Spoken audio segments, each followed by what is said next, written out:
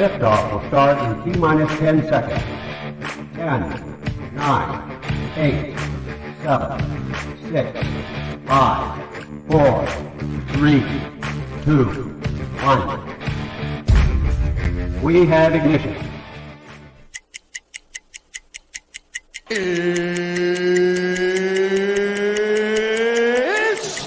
time! 17 seconds from Game 7 or from championship number 6. Jordan open. Chicago with the lead. Harper got a piece of it. It comes off. The Chicago Bulls have won their 6th NBA championship. Tying run at second, 2 out. Palmero over the head of Jenks. Uribe charges, throws, out! And the White Sox have won the World Series. To the far side around the 8-yard line to Hester. Under it and to the middle at the 15, to the 20, break 3, the 25, to the 30, to the outside, 40, midfield, 40, 30 to the coast, 20, 15, Hester 5. Oh! Touchdown!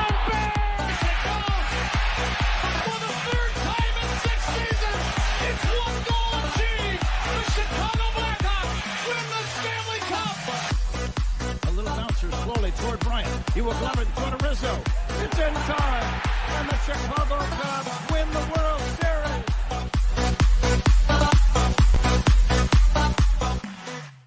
What up, what up, what up? Welcome to Sean and Maya in the morning on this House Music Monday and Bears Victory Monday, baby. It is here, finally. And I'm your boy, the SuperBack, Sean Sierra. Thanks for tuning in. If you're watching us on Facebook Live, well, then I guess you found us on Facebook. And if you're not following us on Facebook, what? Listen, go to Facebook, type in Sports Zone Chicago, click the like button, and now you're following Sports Zone Chicago. Simple, but wait, there's more.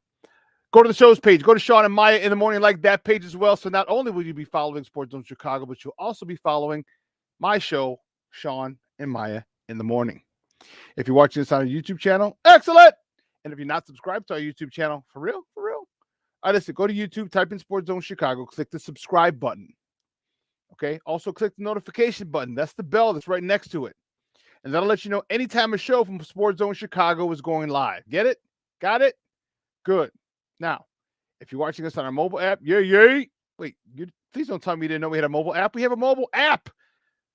Listen, you can take us with you on the go. So wherever you get your apps from, it doesn't matter whether it's iTunes, Google Play, Amazon, Walmart, Kmart, 7-Eleven, Zayre, Zemsky, Macy, Montgomery Ward, Woolworths, Venture, wherever you get them from. You go there, you type in Sports Zone Chicago, you download it, you take us with you on the go. So not only do you get Sean and Maya in the morning 3 days a week, not only do you get our other live shows throughout the week, not only are they archived there like they are on Facebook and YouTube, but I'll tell you what, we give you a slew.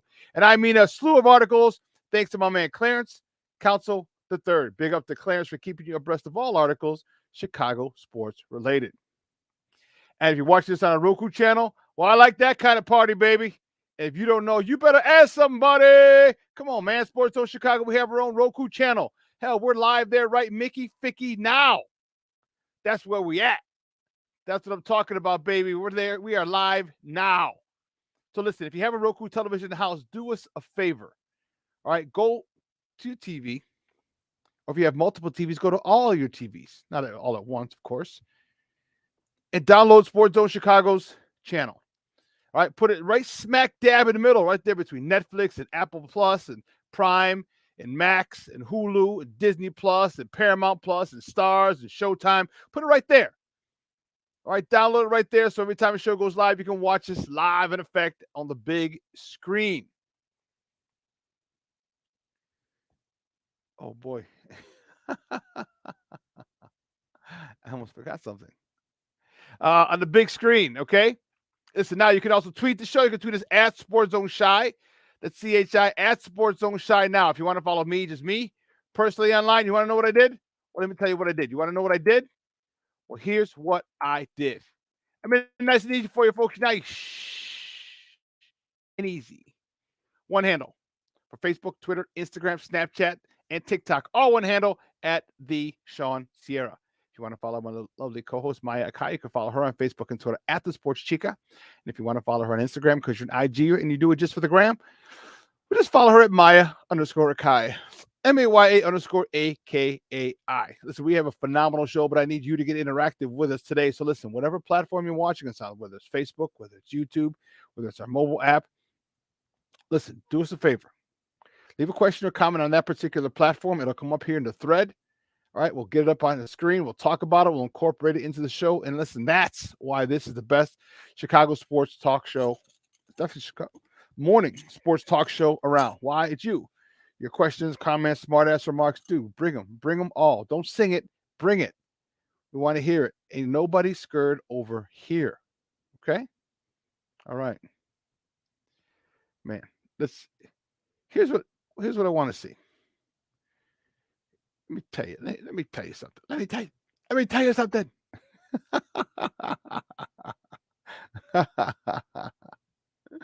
Oh my goodness. Listen, I am fired up.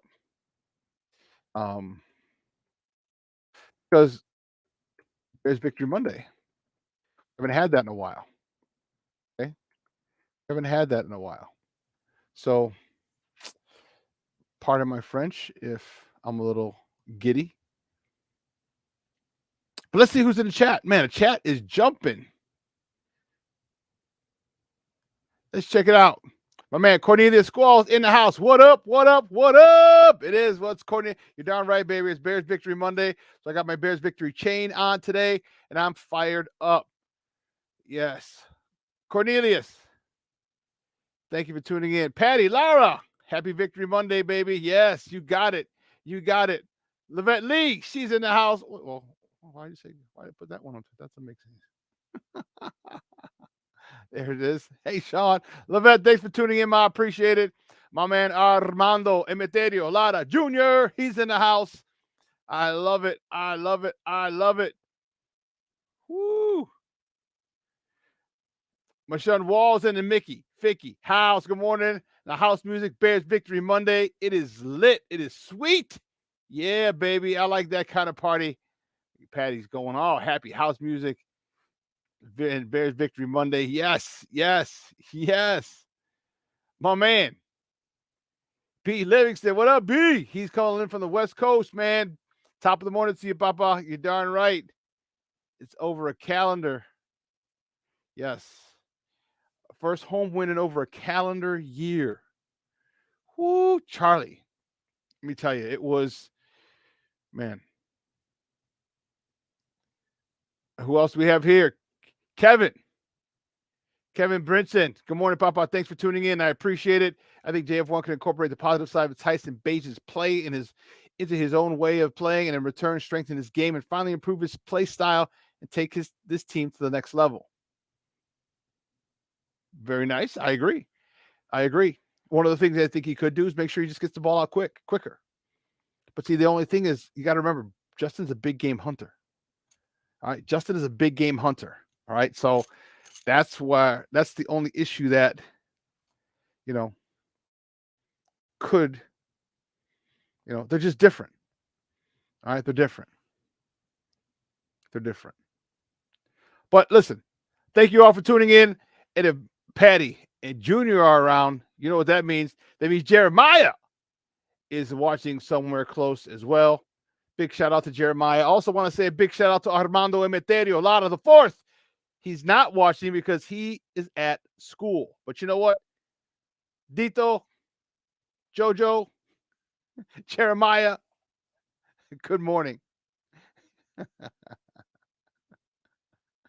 Oh man, we have a phenomenal show.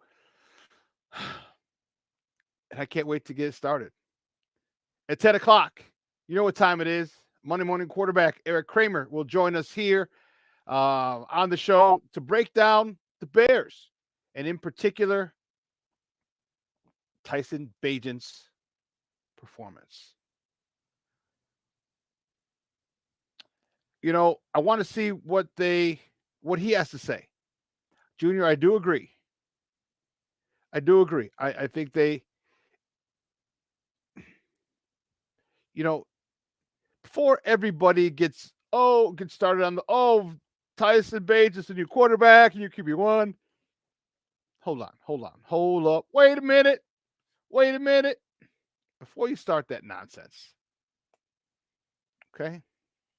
Before you start that nonsense, first of all, you have to commit to running the ball when Justin is QB1. Do you realize we ran the ball 38 times yesterday? 38 times. For about $1.75, $1.73, $1.78, somewhere in there. About $1.75. 38 times. Run the ball with Justin 38 times. When Justin has played quarterback, run the ball. Offensive line, hats off. I spoke with two of those guys I talked to down on right in the locker room yesterday. I talked to Tevin Jenkins in the locker room yesterday. And, man, they both love the fact that they were able to run the ball and impose their will on the Raiders. We'll say the Vikings. The Raiders. Which, by the way, Raider Nation was rolling deep yesterday. Deep at Soldier Field. Deep.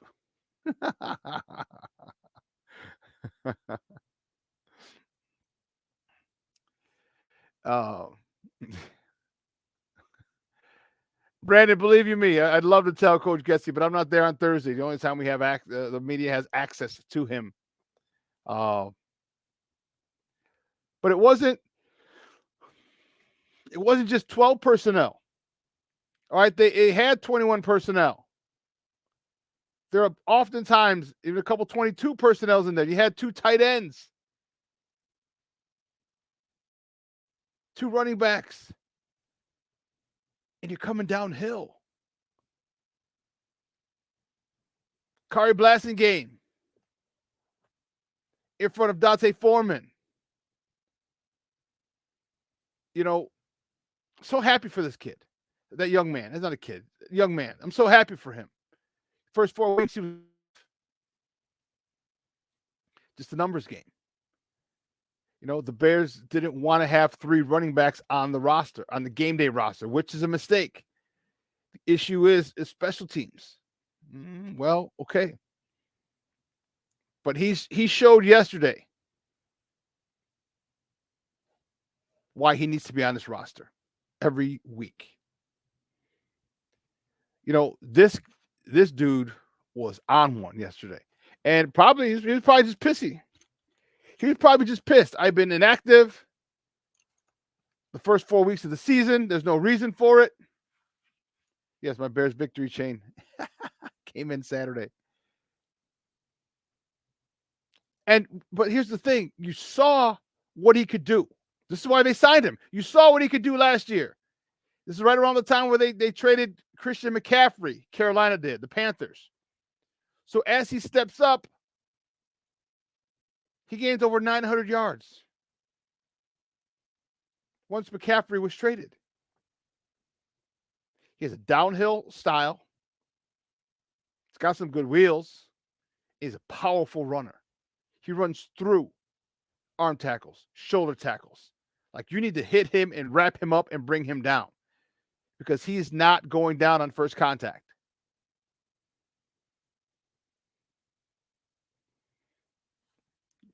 Cornelius. Yes, I agree.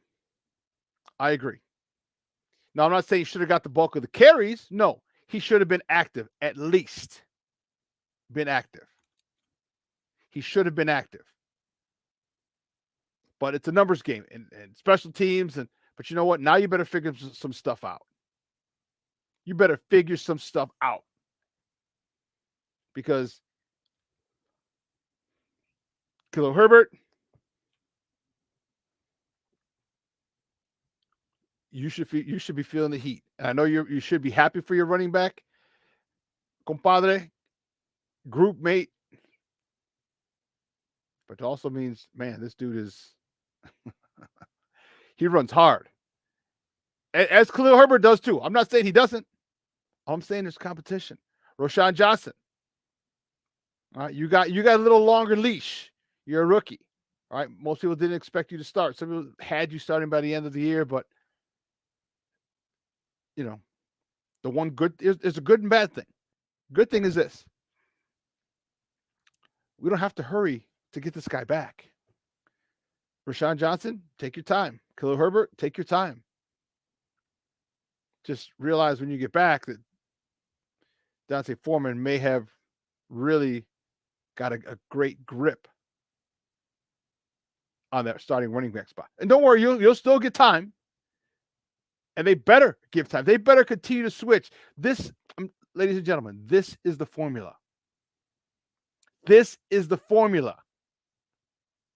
And I know this is a passing league. I know everybody wants to see 350 yards and 4 touchdowns, blah, blah, blah, blah, blah, blah, blah, blah, blah. That's not the formula this year. When Justin comes back, you still need to have the ball run 30 plus times, 35 times minimum. Do you realize what that's going to do for Justin? Do you realize when the offensive line imposes their will and you have to bring a guy down to the box? Isn't this what I've been saying all year? Haven't I been saying run the God-blessed ball? Haven't I been saying they don't have an identity? And I asked Eberflus that yesterday. I said, I said, is this your new identity? Are you going to be a running team? And will you be a running team when Justin comes back? He's like, well, week to week it changes. I'm like, not the answer I wanted to hear. Definitely not the right answer. Because the right answer would have been, yes, we're going to be a running team with or without Justin. So why would you change it with Justin? Because for all you people who are Beijing this, Beijing that, get rid of Justin, trade Justin, Beijing didn't throw the ball more than 15 yards in the air. It was all short stuff. All short stuff. And no problem. Now, maybe you open up the playbook. Maybe you give him a little longer leash this week. I get it. That's cool. But you helped them by running the ball.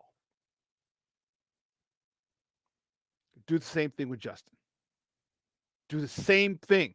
See, don't get enamored with Justin's physical traits that you go away from the game plan. You know what the game plan is. You know what the best course of action is. Stop being so damn stubborn. Stop trying to be the smartest man in the room. You'll be the smartest man in the room when you stick with what's working. When you stick with what's working, that shows your intelligence. It says, hey, I'm not too proud to go away from my original plan if my original plan isn't the best plan for us to win today. That's how you show you're the smartest man in the room. Not forcing things. Not saying, well, we have to run this. We have to run that. No. And don't get that way when Justin comes back either. And we don't know when Justin's coming back. Coach Eberflus said he doesn't know. They're going to find out today. They'll have some more. Justin's going to visit with doctors today. They'll have some more information later today.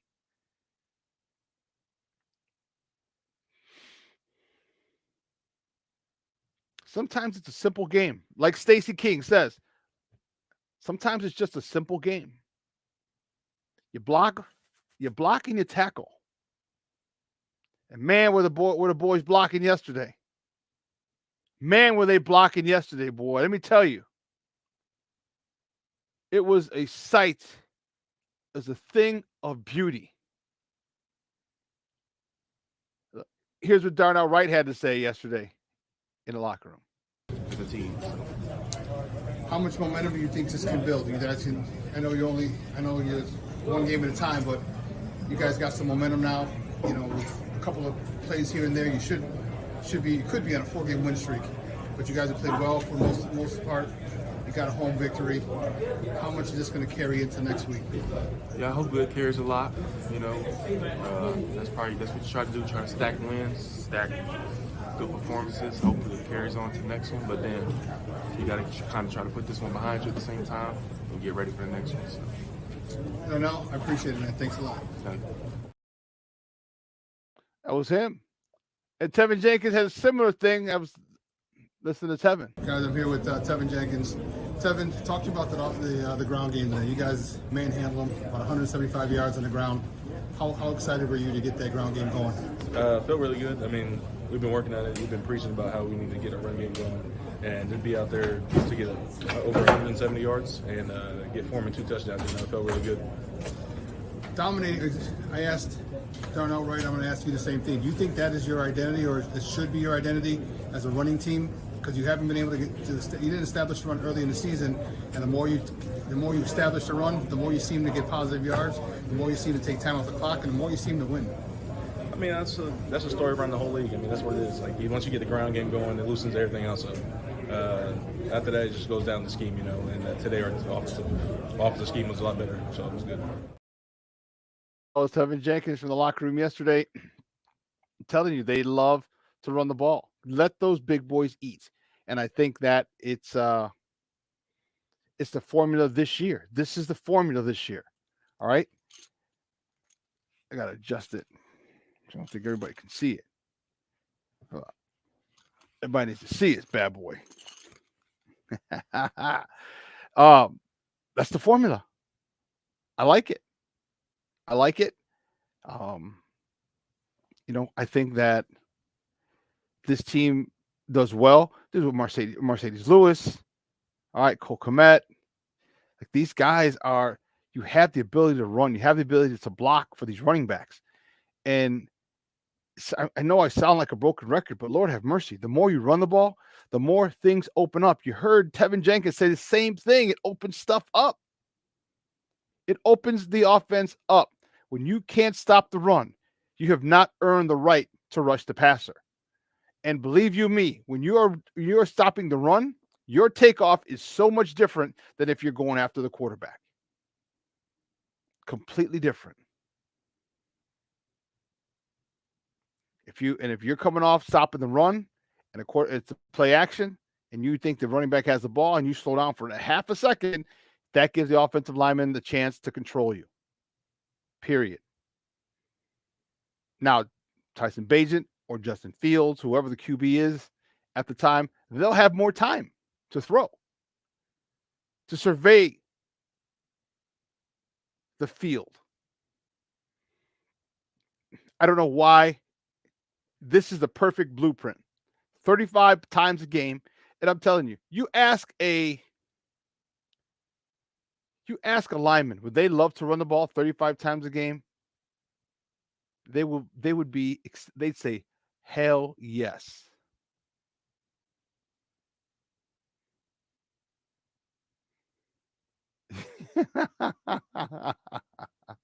Everybody is chapping beg to get to run the ball all year. Yeah, we have.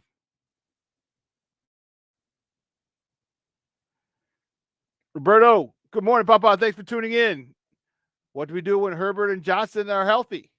Who do you play? What happened to Cole this game? No receptions, had a couple of penalties. When Herbert and Johnson get back, they rotate in the mix. Which is why, listen, you have 3 great running backs. Okay? This is why you run the ball. This is why you run the ball. You have these weapons. And throw them in one series at a time. One series at a time. Johnson, you're in this series. Foreman, you're in this series. Herbert, you're in this series. It keeps them fresh. And then later in the game, whoever has the hot hand, you get 2 series in a row. You get 2 series in a row. Okay? And you want to play late in the game, you better bust your ass early on in the game in your series. See how that works? See how that works? He goes, we run the ball, cabrones.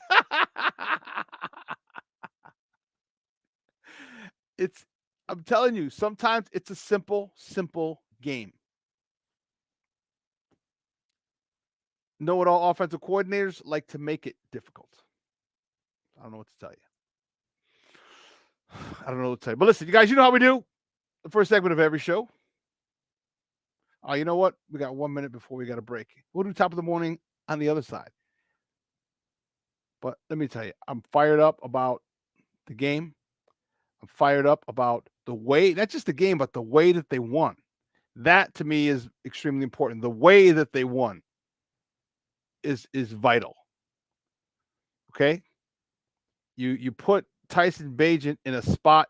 This is what's called or shown. This is a textbook example of putting someone in a position to be successful. This is what you did yesterday. You put him in a position to be successful, and he was. He had the ability to be successful. Continue to do that. We'll have great things for this Bears team the rest of the year. But let's take a quick break, and on the other side of the break, we'll get to our top of the morning topics. All right? So don't go anywhere, folks. Keep it locked right here. Sean and Maya in the morning on Sports Zone Chicago. Hey, it's your boy, the SuperBack, Sean Sierra, and be sure to follow Sports Zone Chicago on all social media platforms, on Facebook, Instagram, and our Roku channel. You can find us at Sports Zone Chicago, and on Twitter, we are at Sports Zone Chi. Also, be sure to download our mobile app so you can take Sports Zone Chicago with you on the go. Time out. How are you feeling right now? Happy? Excited? Angry? Overwhelmed? One of the best things you can do for your mind health is to name what you're feeling. It can sharpen your awareness and help you talk about your feelings with someone you trust. Here are 3 questions to ask yourself. Where are your thoughts right now? In the past, the present, the future? Do you notice any sensations in your body? Is your heart beating fast? Is there a flutter in your stomach? Or are you fully relaxed? What do you need right now? Time with others? Time to yourself? Remember, there's power in this awareness. So find ways to identify what you're feeling today.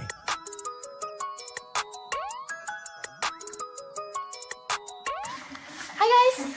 Hey. Hi, Megan. Hey, Jessica. Megan, you're a tramp.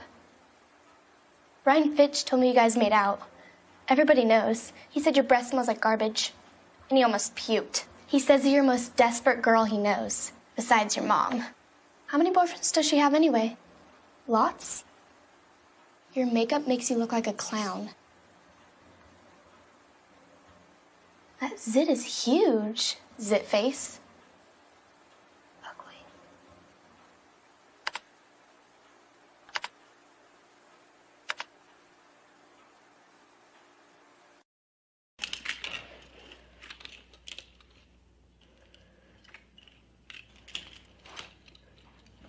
Hey, bud, what you doing? I'm playing with cars. Cars? Can you show me what a car does? Whoa, whoa, whoa, whoa, whoa. Hold on a second. First of all, this is a school zone. So you need to put down your cell phone, stop texting, and let's get to driving. Now you're coming up to a stop sign, right? You need to slow down and stop before you hit that Y line. I want you to look left, right, left. You don't want to get hit by a car going on your left, and to your right to make sure you don't get sideswiped by a guy coming from your right. You're coming, and you see a crosswalk. You better slow your horses down, because the #1 rule of driving is always yield to pedestrians. Now stop, pull over, and you are done driving. Gosh, what do they teach you kids in school nowadays?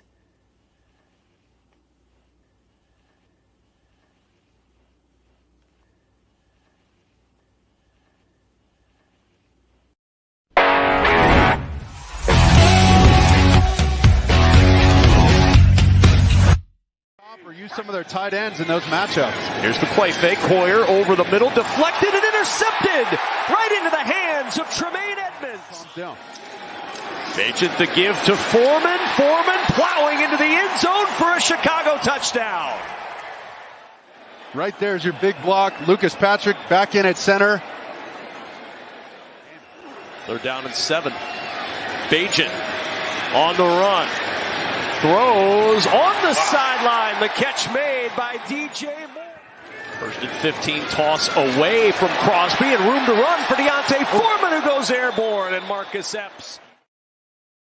Back to Sean and Maya in the morning on Sports Zone Chicago. Those clips courtesy of Fox. Those are the Bears yesterday. Our Bears, baby, with a big 30-12 victory over the Vegas Raiders. And I told you, Raider Nation was rolling deep yesterday at Soldier Field. But listen, guys, you know how we do. The first segment of every show is called Top of the Morning. It won't come just when you want it.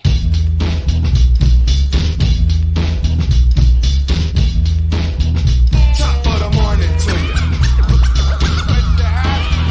Top of the morning to you. Top of the morning to you. Woo, I got to fix my chain, baby. I got to fix my chain. We haven't worn it in a while. We forget how to wear it. Yes. Yes, here we go. The first top of the morning topic. Well, where else do we start? Come on now. Where else do we start? Right here, baby. The Bears. Bears victory, big. Bears victory Monday. The Bears beat the Vegas Raiders yesterday 30-20 on the lakefront. Tyson Bagent in his first career start was 21 of 29 for 162 yards, a touchdown, and a 97.2 rating. DJ Moore, 8 catches, 54 yards. Darnell Mooney, 4 catches for 32 yards. Dante Foreman, have a day, young man. Have a day. He had 16 carries for 89 yards, and I was saying, man, get him 100. Get him 100. He didn't get him 100. That's okay. 16 carries for 89 yards, 2 touchdowns on the ground, 3 catches for 31 yards. All right, so 120 total yards on the day. And he had a touchdown receiving. He had a pass catching touchdown. You know, there was a stat they were talking about. Darrington Evans, he had 14 carries for 48 yards as well. I said the Bears ran the ball 38 times. All right. There was a stat they were talking about this morning that there are only 5 running backs who've had 5 Chicago Bear running backs who've had 2 rushing touchdowns and a pass receiving touchdowns. Matt Forte, Neil Anderson.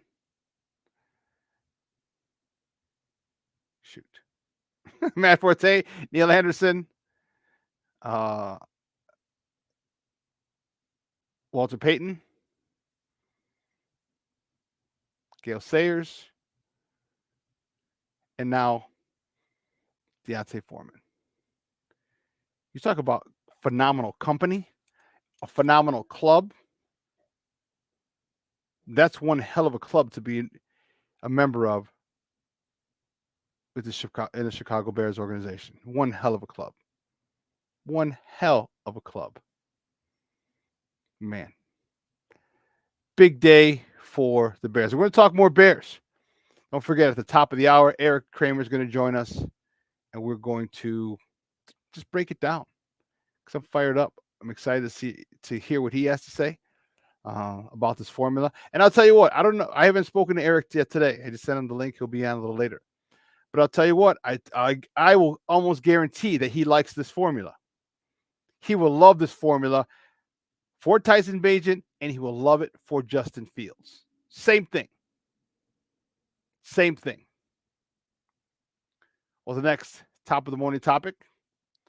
Fortunately, the Blackhawks, it's good and bad.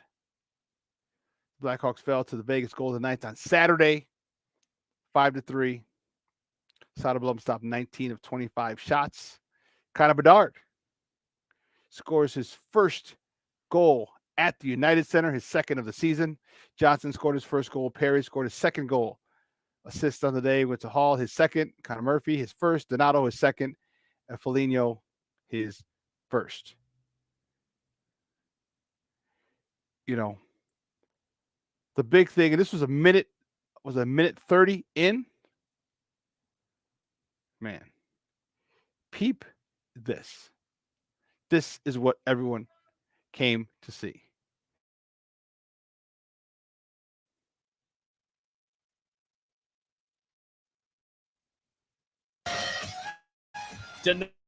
Donato centering the fourth line of forwards for the Hawks. He's out there to begin this power play. Connor Bedard! He scores!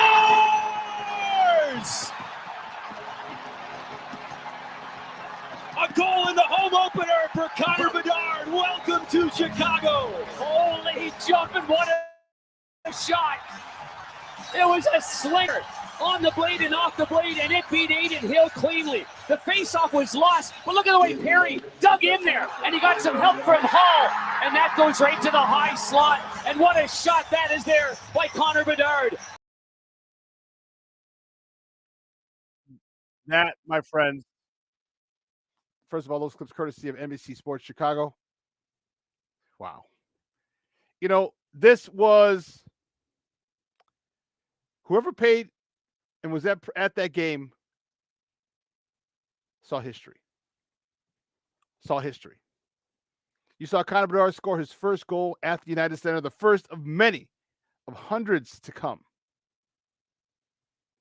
Of hundreds. That's what we're anticipating. This is what we as Blackhawk fans are anticipating because he's the dude.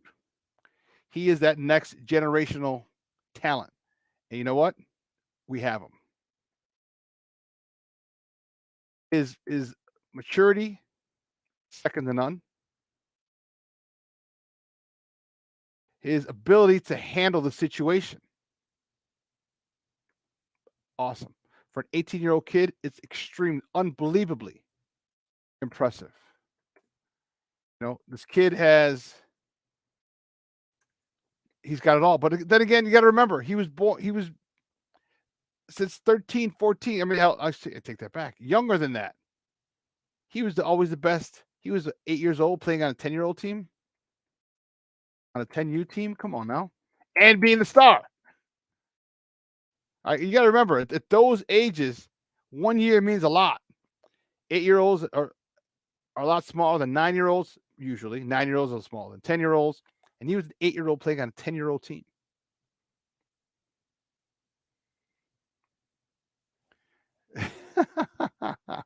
Brandon Schutz, good morning, Papa. How are you? Cornelius, yes. No, we're not. And I got no ill will toward David Montgomery. He made the decision. So let's not, let's make sure that we say he left or we lost him. We did not get rid of him. Free agency it works both ways. You got to have two to tango. You have to decide the team has to want you, and you have to decide that you want to play for a specific team. David Montgomery made it clear that he no longer wanted to play for the Chicago Bears by signing with the Detroit Lions. Okay, that's his choice. That's his choice. Okay? Wish him well. He did nothing but great things here. We appreciate his efforts, his style of play. We love it. We love it. But I digress. The next top of the morning topic. The Bulls open the regular season on Wednesday as they host the Boston Celtics. Tip-off is 7:30. That can be seen on ESPN or 6:70 a.m. I don't know why I didn't put that up there. 6:70 a.m. on the radio side. I don't know. I'm not very fired up about this season. I'm looking forward to it, but I'm not fired up about it. Why? Because we're running it back with the same people. You added a couple of pieces. So let me correct myself. We're running back with most of the same people. We did get some new players, and hopefully they bring some energy, some excitement. But as Fred Pfeiffer said on Friday, where's our rim protection? Our rebounding?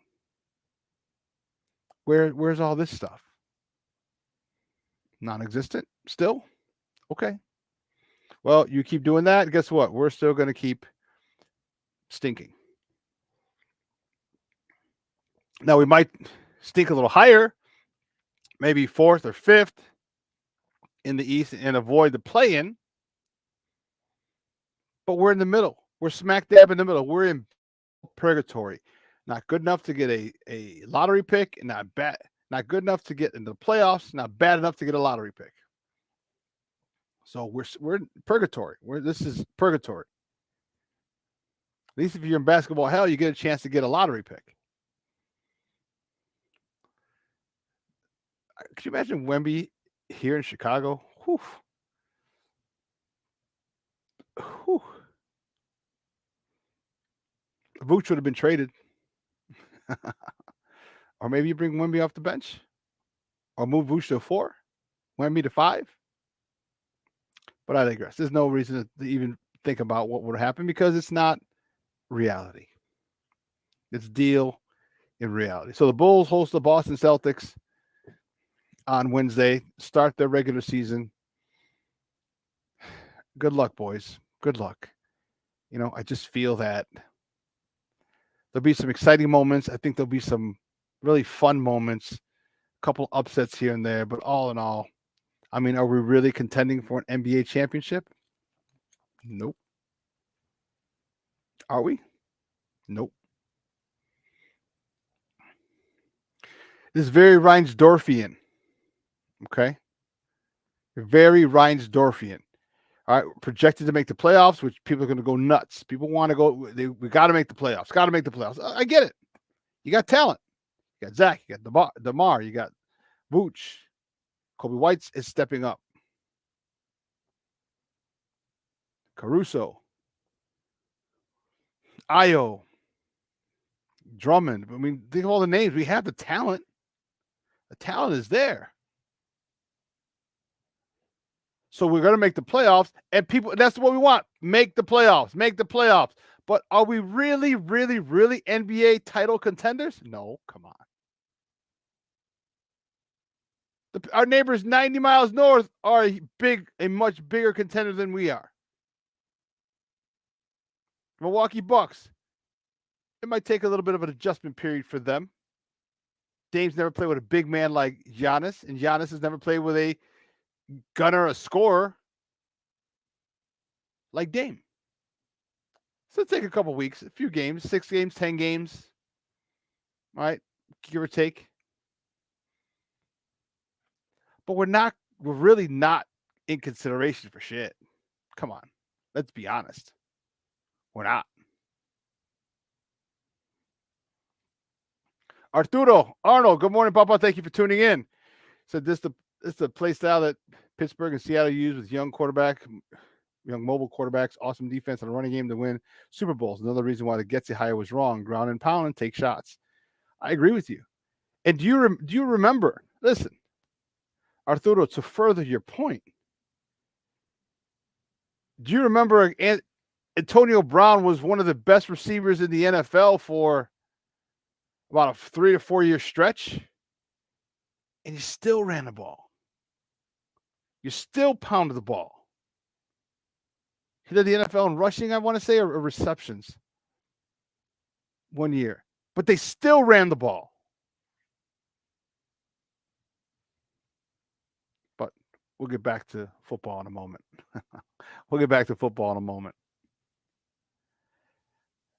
Next topic, the morning topic, got some baseball, baby. NLCS game 6 tonight, the D-backs. Oh, goodness. I forgot to put that in. So you know what? Let's switch this. We'll go to ALCS. ALCS game 7 tonight. Win or go home. That's it. Win or go home.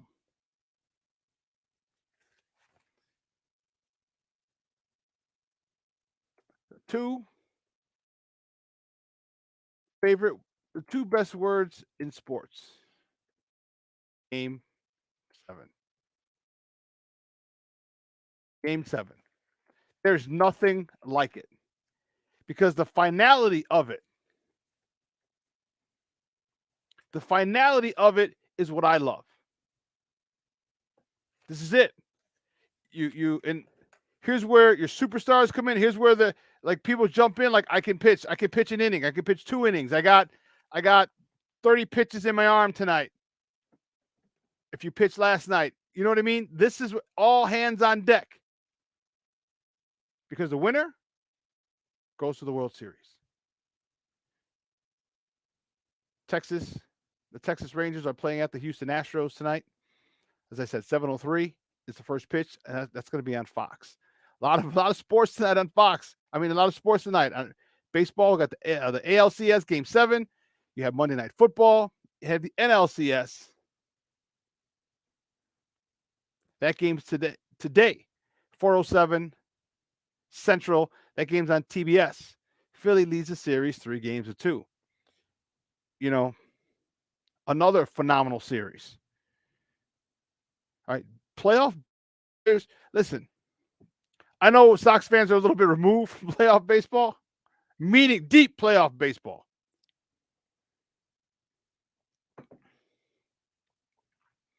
Cub fans aren't.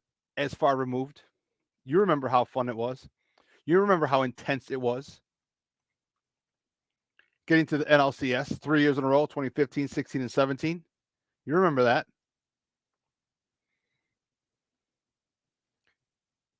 Playoff baseball is fun. Playoff baseball is exciting. Playoff baseball is intense. Because every pitch means something. And maybe like 20 years ago is when I really got into the art of. I hated baseball. Baseball was the most boring sport to me. I love playing it. I didn't like watching it as much unless I was at the game. And then I started watching it, and luckily I had Hawk and Steve Stone. All right, Hawk and Wimpy, then Hawk and Steve Stone, who would talk about the game and talk about the science of the game and the strategies of the game. And as a coach, as a player, I love strategies. And you start to see, and I was like, I didn't understand the difference between 0-1 and 1-0. Why that was such a big difference. Like, it's only one pitch, but it sets up the rest of the at bat. If you get ahead, you try and further. You try to get one strike closer to getting them out. If you're behind, now you have to throw a pitch that's going to kind of fool them. But if not, it's still in the strike zone because you don't want to go down 2-0 because then you have to come with a fastball. If you come with a fastball, you know it. He knows it. And that's where he leaves the problems. That's a hitter's count. Or as our old Uncle Hawk, you got the catbird seat. You're ready to pounce. And so as I got old, like I said, after about that 20 years ago, and as I started looking at it and thinking about it and understanding, like, wow, this is really, really fun. This is really, really exciting. Now, don't get me wrong, it's long and boring. Playoff baseball, those games, long. A lot of pitching changes, and trust me, there'll be a lot of pitching changes tonight in Game 7. But Game 6 here, Arizona Diamondbacks at Philadelphia Phillies. Can they win it at home? Or can they win it tonight and avoid a Game 7? Mike never had a Game 7 in the finals. Actually, Mike had Game 7s in the Eastern Conference Finals, but not in the NBA Finals. He doesn't know what the NBA Finals Game 7 is. But I digress. Playoff baseball tonight. Make sure if you're a big fan, tune in. Tune in. And since it's Philly, so they bat in the bottom of the first. Just wait until after the bottom of the first. Just wait till after they get their first at bat, because you don't want to miss Kyle Schwarber. Kyle Schwarber now has the most home runs in championship series history, NLCS history. Dude is insane. This dude is a machine.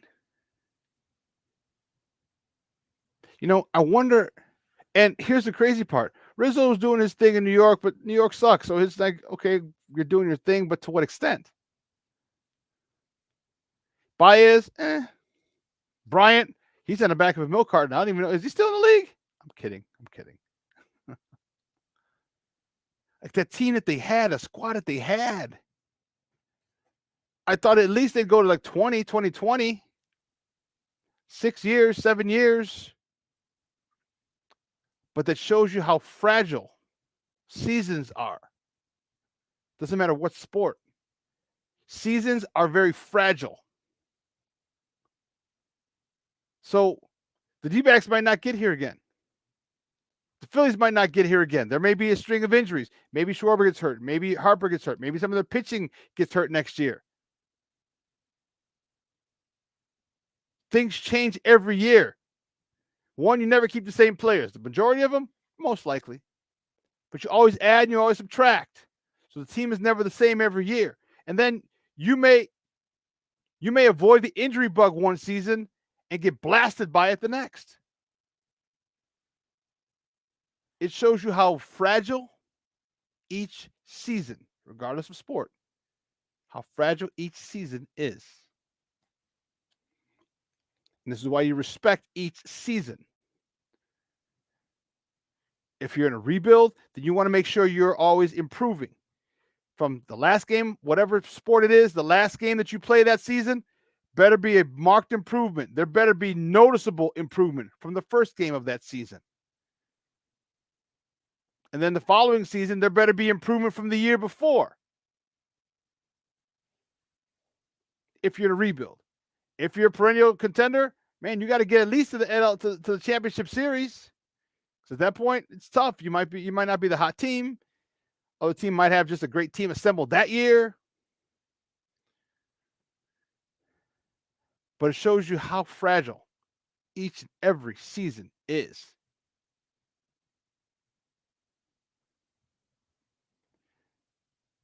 Let's see. Brandon Schutz, did you say Houston Astros? My man, Luis Mejia. He's in the house. Good morning, Papa. Rise and grind.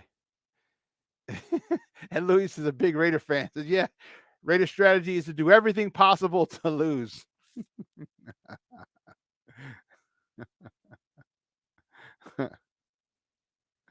Oh, man. Brandon, I don't know what you're saying. How do you spell sports? How do you spell Sports Chicago? The way you have it here on the screen? I'm not sure. Are you asking how you spell Sports Zone Chicago? I'm not sure. That's SPORTSZONE. That's one word, and then space, and then Chicago. If that's what you're asking, I'm not sure.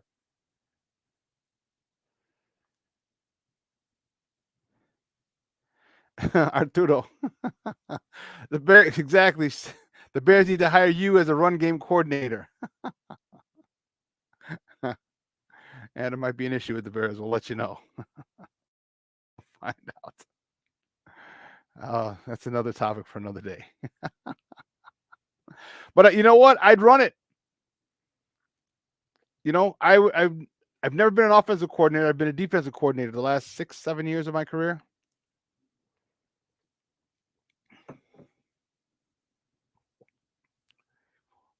Six, I want to say. And of course, I needed help at times, but you're going with a plan, and when the plan doesn't work, you adjust it, you morph it. Okay, I didn't want to have to blitz this week because they have a good receiver, but you know what? We're not getting any pressure. I need to blitz, so I need to shade this safety over. All right, or I have to travel. Have my best cornerback travel. Usually it was Jabril. You know, traveling, staying with this one particular dude just because he's legit. You know what? It happens. But you do what's necessary for the win that day. And if you realize that the formula that you use for that day is going to be the formula for this year, first you have to be open to it. Saying, is the formula that got us a victory today, is that going to be the formula moving forward this year? Is that the best formula for this team? Because if it is, then your scheme shifts from what you wanted to do to what you need to do. And all offenses have the ability to morph. They do. It's just how do you want to call plays? You know, when I was with Curie, the head coach also called the plays. Just phenomenal offensive mind. Phenomenal. We would run inside zone out of 4, 5, 6 different looks.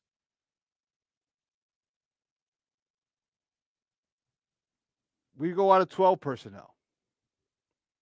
We go out of 22 personnel.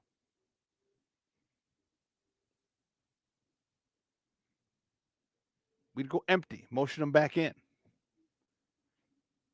We go 22 personnel. 21 personnel, 22 personnel. I mean, you name it, we were able to run inside zone. We'd have motion. We'd have jet sweep. We'd have bubble motion. All this stuff, all for inside zone. So that's what they need to do. And you get paid to do this. You get paid hundreds of thousands of dollars, Luke Getsy, to get this done. Get it done. Get it done.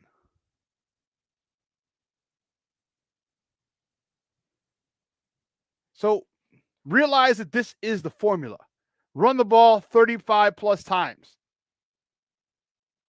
And when they start blitzing, when they start adjusting, that's when you make your adjustment. And you have to be preemptive. Say, okay, once we start running, and here's where the new defensive analyst can help.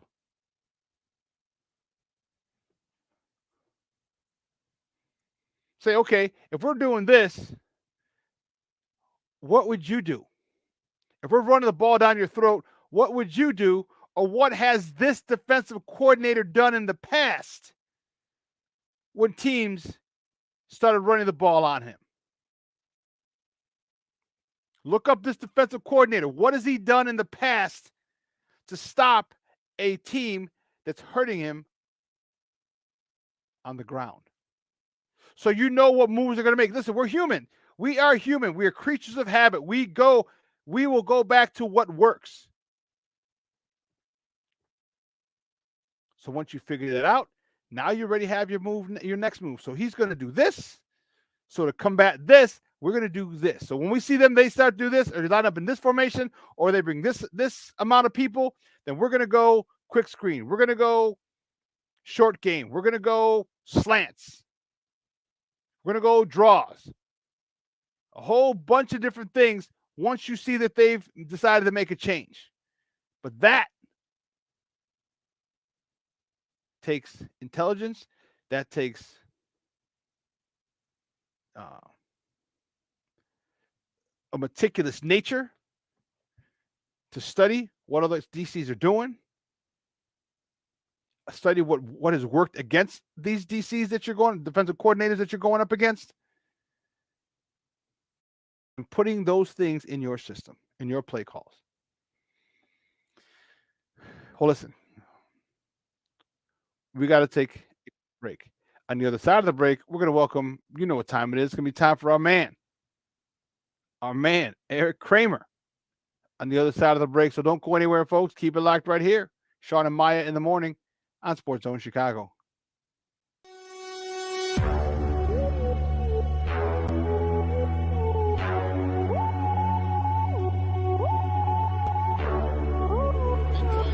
To run for 17, back he goes. Here comes Chubb. There goes the ball. Touchdown!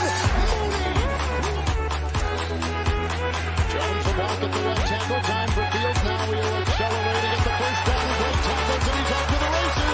Oh, he got a terrific block. For every generation, it has started with the call to serve. Discovering the purpose and the belonging earned with the title. Learning to dig deep and push through adversity together. Defending our nation and its people. It is a life of great worth and reward. But Marines are never really finished serving. Their commitment comes full circle, visible in communities across our country. This is Semper Fidelis, always faithful, always Marine, marking a path for the next generation. So I've come up with the family emergency plan. Great. What is it? It's difficult to talk about, so I'm not telling you. How will we know what to do? You won't. I'm so glad I won't have to remember anything. And me too. Thanks for this, sweetie. Talk to your kids about who to call, where to meet, what to pack. Search Ready Kids at nyc.gov or call 311. This year, my mom got me the perfect bag for back to school. These colorful binders help me stay organized. These headphones are just what I need for studying. These new sneakers are just what I needed for the new year.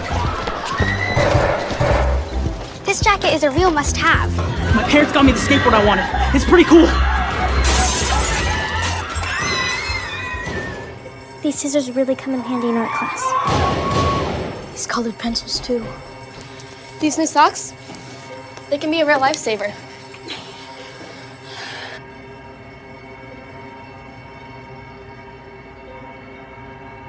And I finally got my own phone to stay in touch with my mom.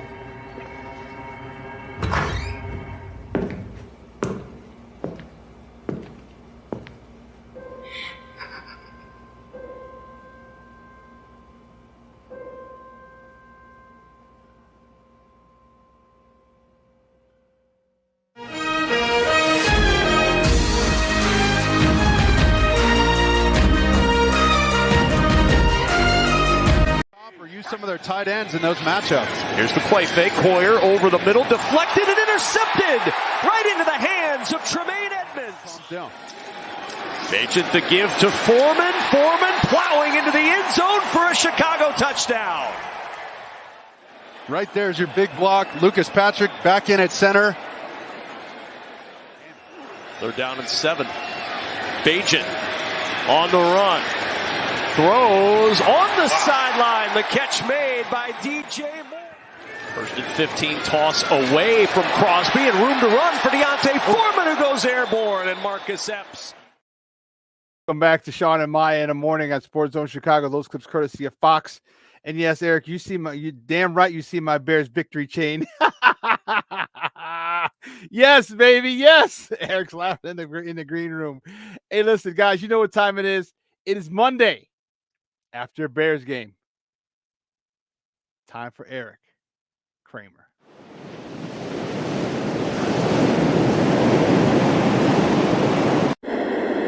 This segment of Sean and Maya in the morning, Monday Morning Quarterback with Eric Kramer, is sponsored by Goal Mental Wellness, Inc. Because your life is calling. Goal, get out and live. Because life is too short.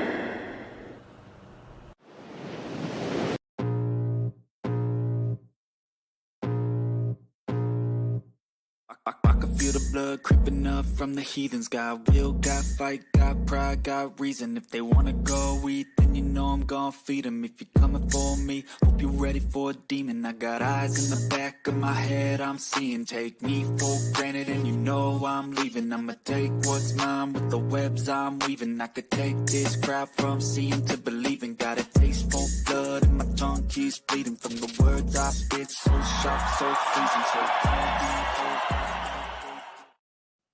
Rick, what's up, buddy? How you doing? Couldn't be better unless my name was Tyson Bagent. Oh man, you know what? It was a much needed victory yesterday. A very good game by Tyson Bagent. I had to slow some people down. Like, all right, get rid of Fields. We got a new quarterback. I'm like, slow down, hold up, wait a minute, hold up. I thought the kid did very well. The young man played very, very well yesterday. He did everything they asked of him, and he did the most important thing. He didn't turn the ball over. All right, here's my most important thing. Tell me who struggled to catch the ball. Name a receiver. A receiver? There wasn't one. Mm-mm. That is my point. So every ball was where it should have been, on time. I had to laugh because I'm sitting there watching last night. I'm watching a post-game show that included Alex Brown, Lance Briggs, and Coach Wanstead, right? And so Alex Brown is basically getting razzed for wearing, not literally, but figuratively, wearing a number 17 Tyson Bagent jersey in his can't get enough of this game and how well he played. Mm-hmm. To be backed up by apparently Lance Briggs is asleep at the wheel. Where's that game plan for Justin Fields? Are you kidding me? It's been the same game plan these last 2 years. One guy can actually drop back and read a defense and throw the ball accurately on time, and one guy can't. That's the game plan. One executes it, one doesn't. Game over. And Well, I'm not so. And to be fair, you know, the host of this show that I was watching says, "Okay, what if what if Justin Fields is healthy next week? Who plays?" And Dave Wannstedt goes, "Well, Justin Fields." Nuh-uh. That era is over. So Tyson Bagent, and I've heard, and I use this reference. He's the new Brock Purdy, and I heard someone say he's not. Yes, he is. So deal with it. Deal with the fact that the Bears have a excellent quarterback who's an undrafted free agent from Shepherd College, Division II. Who cares? He can play. What's his name? Charles Haley was from James Madison. Guy can play or guy can't play. Doesn't matter. And so you saw what an NFL offense should look like. Did they change anybody else, by the way, other than Tyson Bagent? Did all of a sudden the offensive line all of a sudden become great, better than they were? No. So everybody played like they normally play, including the quarterback who played like that, I'm sure, at Shepherd College. And it's played like that all during the season or all, during the preseason. Mm-hmm. And there showed flashes of that in his first game coming in for Justin Fields. So there's one guy on that field that was extra special, and his name is Tyson Bagent. Done. So you gotta call him extra special. So see, I don't think it was the same game plan. All right. I don't remember games where you ran the ball 38 times with Justin Fields. All right. You run the ball, and that makes and we know that makes a big difference for a quarterback. And I'm not absolving Justin for having to play better, because I've always stated he must play better. But man, you run the ball 38 times. There is that opens up a lot of different things. That gives you a lot of different, your windows that are kind of narrow in the NFL, they get a little wider. Not wide, just wider. There are a lot of things that happen when you don't commit to the run. You're doing a disservice to your quarterback. I think it seems to me that you got to get first downs to run. Yeah. So and the Bears did, because of who? A lot of them were on. Not just him. A lot of them we were getting 2nd and 3, 2nd and 5, 2nd and 4. All right, now you open up the whole playbook when you're in 2nd and 5 or less. So you committed to the run early. You stayed with the run, and you didn't put a lot on him. If we missed the 2nd and short, guess what? We'll just run it. If we didn't, you got it. We got 7 yards, 10 yards, perfect. We'll do it again. All right, you got to pass to Mooney on a quick out, no problem. I just want them to commit to the run. I think it feels like that Getsy uses Justin's athletic ability, his superior athletic ability, and says, okay, let's do this. No, I think the formula, Eric, is you run the ball 30+ times a game and take your shots. Pittsburgh does it. Pittsburgh. You remember with Roethlisberger?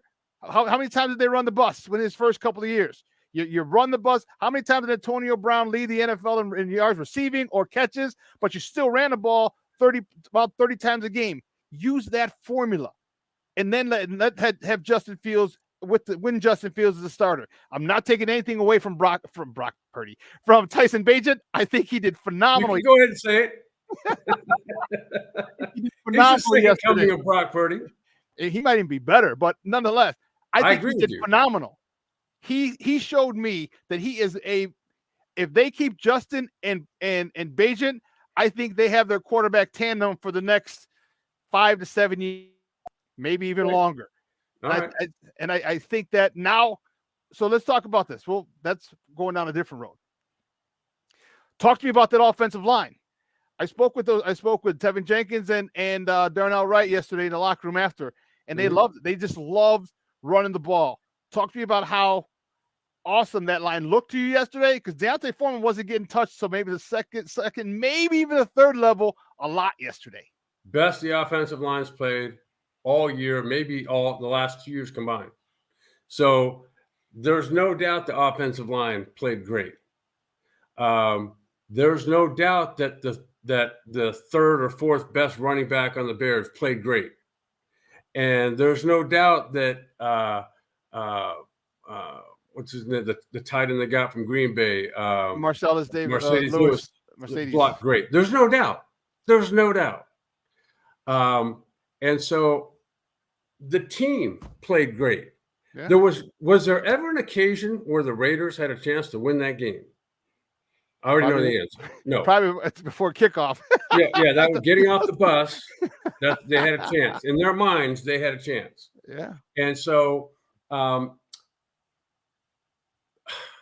guess what I'm trying to say here is that the offensive line didn't have a different game plan. They shifted around. Tevin Jenkins went right back to right guard. Yeah. And there was shakeups to be made. Why all of a sudden did they play great? Did they take the last season and a half off? No. So me personally, you and I'm gonna respectfully disagree with you. I think Tyson Bagent today is better than Justin Fields. Like, not even close. Eric, are you serious? If I'm not serious, why would I have said it? That was a rhetorical question, but I think I'm respectfully I respect what your opinion is. We can disagree. It's cool. But it happens. But I'm just saying that the line played fantastic. You run the ball 38. Like Ron Turner, who was the first offense coordinator I played for at the Bears. The goal every week was to run the ball 30 times. We ended up having a great pass game too at times. But you've got to run the ball, and you got to play a good run defense. Both of those things were accomplished yesterday. And so tell me about it. Yeah. And I'm not looking to heap praise only on Tyson Bagent, but you name me the last rookie quarterback, Division I or Division II, who won their first start. Oh, that's I'd have to Google that one. Want me to tell you who it is? Mm-hmm. Brock Purdy. Yep. Oh yeah, because he hasn't. Did he finally lose yet? Did they finally lose? They lost a game. Regular season. It wasn't his fault for losing, but yeah. Yeah, because he was like undefeated in the regular season last year, and then they were winning this year. Yeah, but I like Brock Purdy. He's very fortunate to be in the situation he's in, and the play caller caters his talent, doesn't put the whole game on him, and that's what they did yesterday. They put the game on the offensive line. All right. For me, the lack of commitment to the offensive line is what's killing the Bears when Justin's in there. They want to let him throw deep. They want to let him do all this stuff. Okay, run the ball, allow that defense to soften up, have to make an adjustment. If they do, it's a different thing. But that offensive line, back to the offensive line, I think they played great yesterday. Man, they were you talk about chips and going up to the second level and getting people. I mean, you saw on a lot of the zone runs. Man, Dante Form put his foot in the ground, and all of a sudden it just opened up. You saw it developing. Like, oh, dude, they're going to overrun it. And there he goes. And then you bring a cornerback up there. He shouldn't have tried to hurdle that safety in the post game. He was like, because I probably should have put a move on him. And I was thinking, no, you should just put your shoulder on and ran his ass over. But that's just me. That's always an option. But hey, you can't fault the guy for trying to get a little creative. You know what? I can't. So I'm excited. You know what? And I think that next week, once Tyson has more confidence, because he said he was confident, he said he was nervous, but he said in the post gamer, he said, well, nothing changes. And I'm like, I didn't want to keep badgering him. And I was like, but you can believe that you can win a game. But once you actually win the game, that feeling's different. Now you're like, oh shit. Okay. I knew I could do it, but now that you know you can do it, I want him to continue to build on that. Now I want to see them throw the ball 15 yards or more. All right. Everything was short game. Why do you think everything was short yesterday, Eric, in keeping him, not, out over his skis? Because he's throwing the ball. I mean, dude, he's thrown over 2,000 college passes, right? Well, you asked me why I want to, why it's not like they didn't call deep throws. He just knows how to go through a progression. And so, I saw yesterday, a lot of quarterbacks stare down receivers and throw deep balls to guys who you throw a deep ball to a guy when he's moving past the guy that's defending him. Mm-hmm. Everyone talks how great Josh Allen is.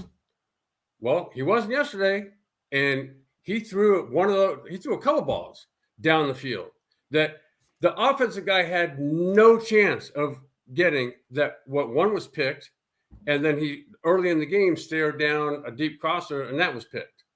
And so Tyson Bagent doesn't stare down anybody. No, he does. He moves And quickly. you talk very about a guy quickly. that can move through a progression. Let me tell you how difficult this is to be an undrafted free agent, which I was myself. I was lost in New Orleans as a rookie free agent. Completely no idea what I was doing. Tyson Bagent looks like he's been doing this for 10 years. And so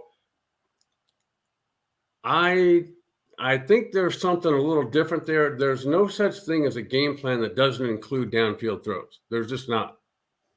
And so there's choices a quarterback makes whether to throw it down the field or not. There's always that. And hit underneath routes on time that go for first downs, which he did. And that's what keeps chains moving, is making decisions on time that could go down the field, that could go to the middle range guy, and it could go to the short range guy. It doesn't matter. But if it's on time and rhythm, those equate to first downs a lot of the time. And so, I love the fact, to get back to your point on the offensive line, how they did a phenomenal job yesterday, both run and pass. And just think, coming into that game, what a incredible pass rusher Max Crosby is, who got a sack. Got the only sack, yeah. Got a sack. Big deal. Name me another play he made. No, you didn't. I didn't know. I couldn't even find him, except for that play. I was like, "Oh, Max Crosby is playing today." So, yeah, right. I agree with you on that one. And I think the combination of the offensive line with what Donta Foreman did, and that I can't remember the name of the other running back, smaller guy, but also did a good job. Darrington Evans. Yeah.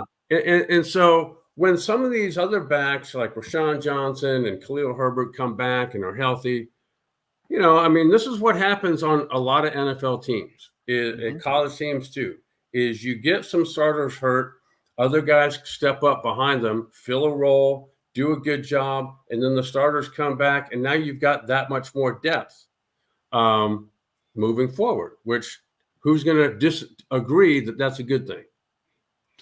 One of the guys in the thread asked who, when they come back, who plays. I'm like, they all play. And I'm like, you know what? I said, whoever has a hot hand at the end of the game. All right. Hey, you get this series, you get the next series, you get the third series, you got the fourth series, you got the fifth series, and third quarter, fourth quarter, if the game's close or if you need to ice it, go with the hot hand. Or you can say, hey, you're going 3 or 4 plays. Boom, we're coming out 3 or 4 plays. And I know as a running back, I would have hated to have gone 3 or 4 plays. Would have hated it.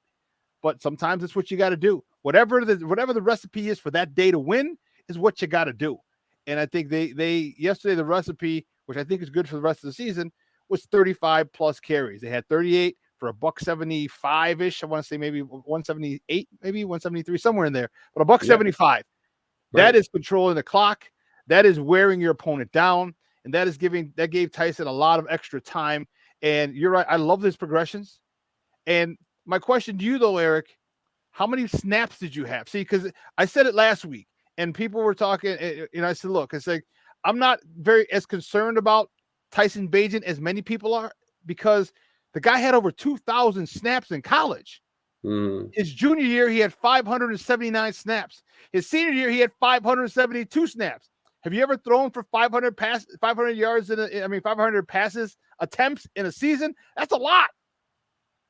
And to do it 2 consecutive years in a row, I actually asked him in the press conference yesterday, Eric. I said, I asked you, because you might not be able to hear me because I'm from the side, but I asked him, I said, last week, I said, are you confident? I was like, you looked us straight in the eye and said, I'm very confident. I said, where does that come from? And here's his answer. Tyson, I asked you last week, I said, if you're moving forward, if you're a QB1, how confident were you leading this team to victory? You looked me dead in the face and said, I'm very confident. Where did that come from, and what did you do today to build up to do that? I feel like I've played like a million games at quarterback. I feel like I was able to win the job in high school my sophomore year. And then, I started every game through my senior year of college.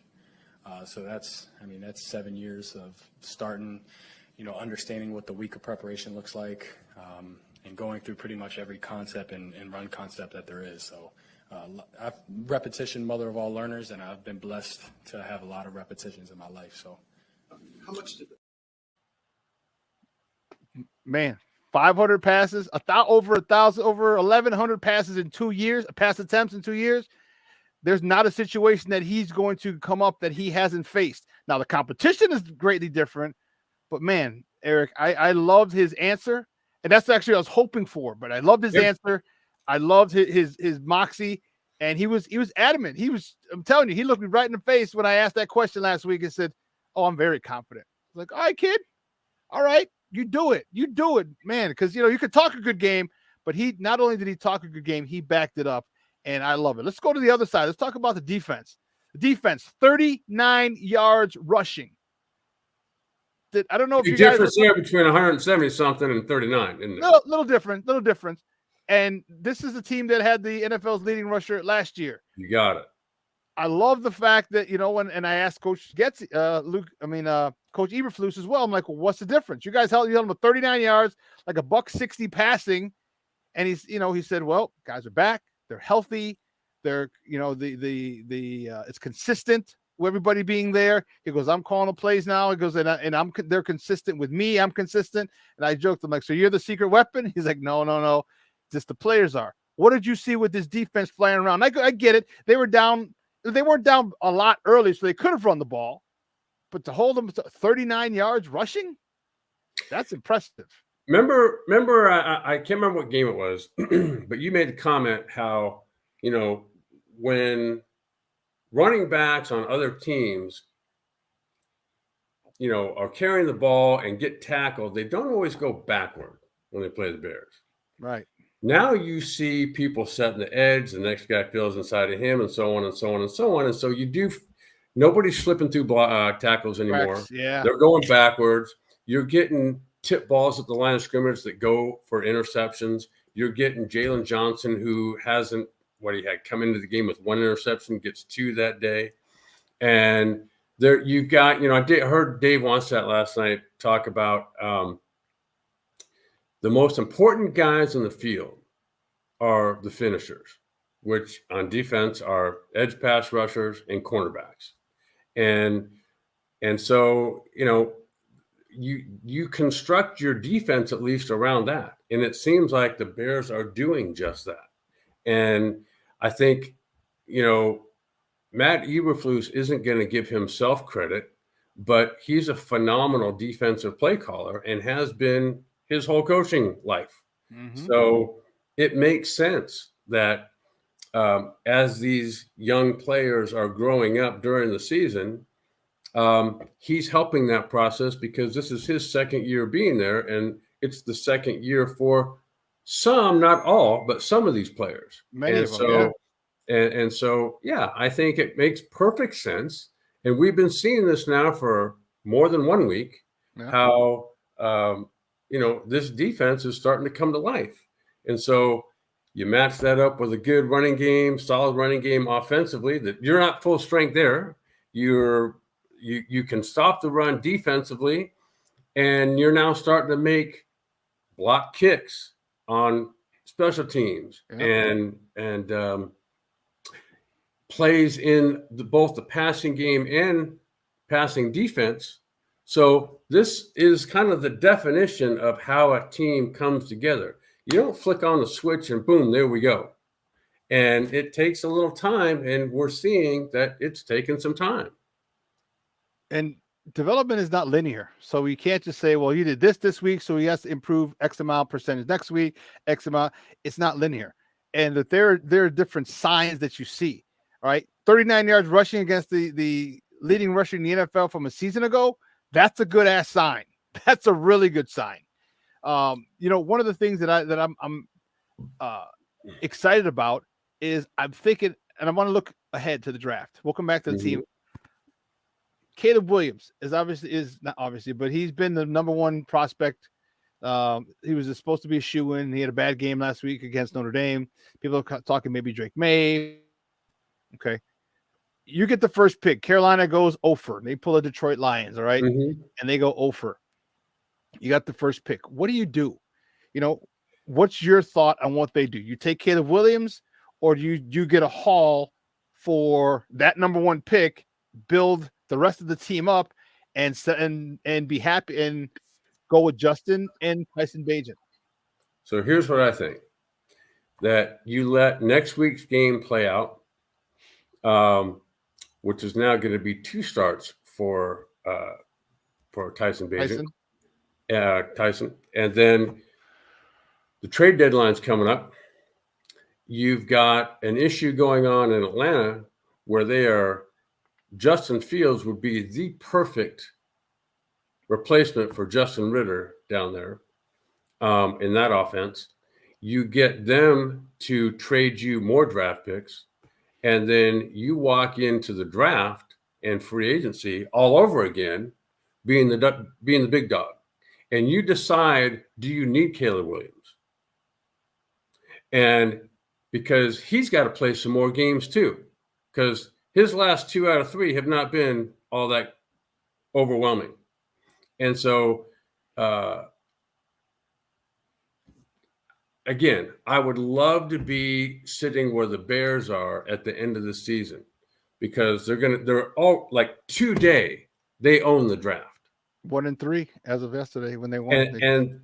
But they've got others too. And then you've got, to me, the possibility of trading Justin Fields this season, during the season, and adding more draft picks. And then you wait and maybe you evaluate everybody. And is Caleb Williams or Drake May even that guy?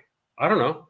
Yeah. But certainly we just talked about this team needs a solid edge rusher, like solid. Mm-hmm. And you get these 2 young defensive tackles that are only getting better each week. Yes, they are. And then, now you've got a stifling defense. And you might have Tyson Bagent and whoever at quarterback. And you've now got an offensive line that's grown, running backs that are developing, receiving group is developing, and we haven't even talked about free agency yet. So you're thinking in your mind, you look to unload Justin, holler at Atlanta, and be like, hey, we got your hometown kid here. What do you want? What are you willing to come up off of? Okay.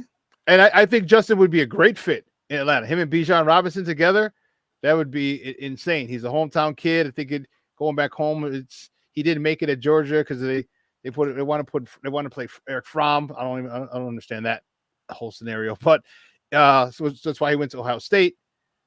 I could see that. Okay. I personally, I'm not trading Justin Fields. I'm not trading. I like that at 1-2 combo. I think you can do. I give me the haul. Give me the haul. And Eric, I swear, I think Ryan Poles, obviously he went to go to the USC game. I think he's going around. He's driving the market up. Yeah, we're going to be in the market for a quarterback. We're going to be in the market for a quarterback. Yeah. Great gamesmanship on his. Sure. If that's what he's doing, because now it's like, oh, okay, man. And especially with Justin playing not so well, not as good as he can play. And then Tyson Bagent doing well. Like things are falling into place, because now it looks like, okay, Tyson's going to be the perfect backup. You got to go get Caleb Williams. I want Caleb Williams, but he wants Caleb Williams, but he wants Caleb Williams. I think he's set himself up for an unbelievable. I think every single amount of pick you can get according to the collective bargaining agreement, Mm-hmm. I think Poles is going to try and get in this draft, and I think moving forward. So there's a number of ways to play this, Mm-hmm. but the good news as you look at it is it looks like there's no way the Bears can lose. Right? They own all. They're sitting with 4 aces right now. Yeah. Yeah. And I think it's going to be good. Talk to me about that secondary. We'll talk about Jalen Johnson. Actually, we talked to Jalen Johnson in the locker room yesterday. Here's what he had to say about his day. Another great performance by the defense. How did you feel about the way that unit was playing all day? I think we did good. I think we did a heck of a job on third down. I know that's something we took a big step in and wanted to take pride in this game, and I think we did that. We came out here and limited the explosive plays. I just know personally I got to clean up some of the penalties, but overall I think we flew around and held it pretty good. Jalen, I know you've heard about your lack of interceptions in your career so far. So how good did it feel to get 2 of them today? I mean, I would just say it feels good for me, just confidence, just knowing that I can make plays. I know that at the end of the day, it's about opportunities, and I know for me, I don't want to miss any opportunities. So just today being able to capitalize just felt good, reassured me of who I am, and I know what I can do, and I know I can take the ball away. It's just about opportunities and taking advantage of them. Do you think the Bears pay him? Yeah, he's legit, and you know him and I can't remember his name right now. Who's the guy they drafted out of Washington last year? Kyler Gordon struggled early. Kyler Gordon. Okay, so you know, and he's developed to me when he's healthy into a force on as a nickel slot defender, and yeah, you can't get enough playmakers. Do you pay him? Are you crazy? Yes, you pay him. Who else are you going to get? Yeah. So he's earned, just because the guy doesn't intercept the ball, a lot of times they're not throwing his way. Bingo, Eric. Bingo. You can't pick the ball up and they'll throw it at you. Unless you got some. How many? You tell me this, and I don't know the answer. How many years did Deion Sanders lead the league in interceptions? Not very many. I'll say zero. I would guarantee it 0. Mm-hmm. Yet in my time, he's the best corner I've ever seen. It's not even close. Yeah, I would agree with you. There's no argument on that one. He shut down that whole field. And you know what? Here's the thing. Trade away good players. Don't trade away good players. All right, you got to pay to play. This is what this game is about. You got to pay to play. So many times, Eric, they just don't go to his side because it's a PBU, it's deflection, something, maybe not a pick, but you're not completing it to that side. And I understand turnovers are huge, but it's also a lot to be said for not being able to go to one side of the field.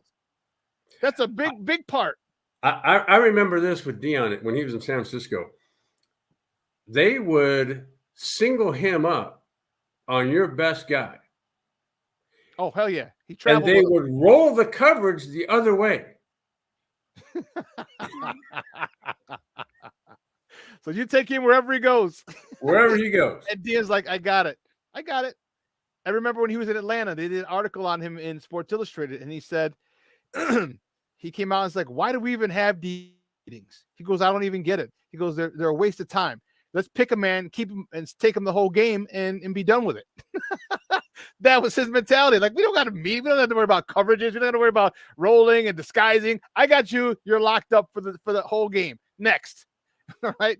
And that was it. And I think Jalen Johnson, I'm not putting him in the category of Deion, but I'm saying what he's done, especially in this cover 2, the scheme that you're running, he's done well. And I think he can be in a different, I mean, if he's play more man, he's fine there too. Because there's some corners who are only good. The pick he got, that first one, the one he squatted on, that was man. And he's very good. I mean, really good. Yeah, I agree. And so that is a building block like that you keep running with. He's young. He's what, in his 3rd year? I mean, come on. You know, and what's crazy is, like, you know, again, you got to stop trading good players, you know, because you think the next young guy, and I know the NFL is you always want to get young and cheap. I get it. But sometimes you got to pay the full price. You got to pay what you owe. And if you can have that, why do you think Coach Eberflus is one of the reasons his new scheme, or not should say, his last couple games have been successful? Because you got Jalen Johnson on one side, and now you can bring extra people. You can bring the 5th guy to put some pressure on the quarterback, because he wasn't bringing 5. He was only bringing 4, and we're screaming, bring a 5th guy. The quarterback's having a lunch back there. Brought the 5th guy. All of a sudden, now the quarterback's moving off his spot. Now the ball's coming out a little early. Now the ball's coming out a little late. Now the ball's not on time, and that's where the strength. You put all the the weight of that defense on the back end, because that to me was their best group, and they did. And look at 2 interceptions, three interceptions yesterday, 2 by Jalen, 1 by linebacker Edmonds. Edmonds, yep. 2 in a row, 2 weeks in a row. This defense is getting better and better and better. What's your thoughts of Eberflus being on the hot seat? Everyone's like, get rid of him, get rid of him, get rid of him. What do you think about him being on the hot seat? Him and Luke Getsy. I'd say tone it down, first of all, because they're now starting to play very well defensively. Mm-hmm. Offensively now with 2 different quarterbacks, they've had solid games, in this last month. And offensive lines coming, like, what hot seat? I get how there was some time early in the year where this just looked like we're back to square one from the year before. Mm-hmm. Well, not so much right now. And so there are coaches that deservedly should be on the hot seat. And I would even say Matt Eberflus earlier in the year was one of those guys. I don't see it that way right now. Guys, we're joined by Eric Kramer, former Chicago Bears quarterback, here talking Bears football and Sean and Maya in the morning on Sports Zone Chicago. I think it's a lot less hot. I think it's warm now. Before it was hot. And I think if they have another good game next week, I think it might be turned off. I agree with you. And I'll be at that game next week, by the way. And because it's out. Oh, yeah, out there. That's right. Against the Chargers. Now, you talk about a coach who is on the hot seat, deservedly so. It's Brandon Staley. And former that's Chicago been for 3 years now.